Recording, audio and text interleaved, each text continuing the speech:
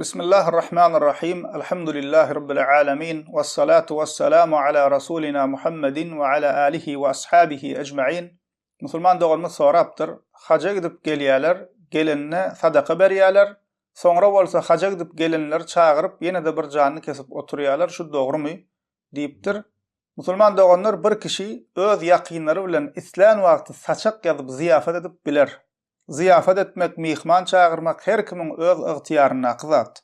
Emma haçdan gelen soň hukman şu hili üýşmelen etmeli, ziyafat etmeli, janyny soýmaly diýip İslamyň buýrugy ýok. Ve ol hili ziyafata sadaka diýilmeýär. Şonuň üçin haja ýa-da umra gidip gelenleriň bunu etmezligi has gowudur.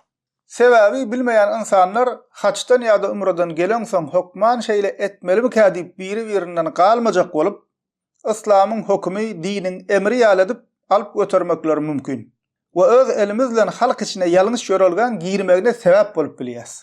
İkincisi musulman doganlar riya bolup bilýär, ýani iyil görsin bolup bilýär. Allah üçin eden ibadatyny iyile paş edip ýörmek dogry däl. Üçüncü we iň möhüm ýeri musulman doganlar Peýgamberimiz sallallahu aleyhi we sellem we sahabalary radiyallahu anhum haçdan soň bu hile edip ululap ziyafat edenlikleri habar berilmeýär.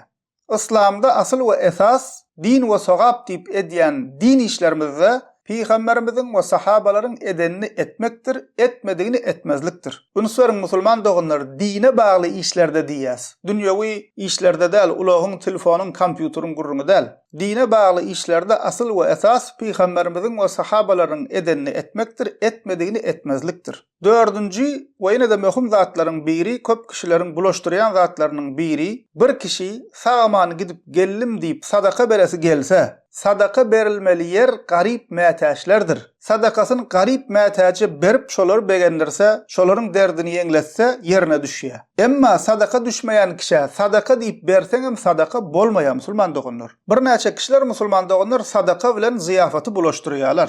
Doku doýurmak sadaka bolmaýar. Sadakany akidip garip mätäçe bermeli, şonda sadaka bolýar. Ondan berde garip mätäçe bermeli muňgazak sadaka diýseňem sadaka bolmaýar musulman doganlar. Elhamdülillahi Rabbil alemin.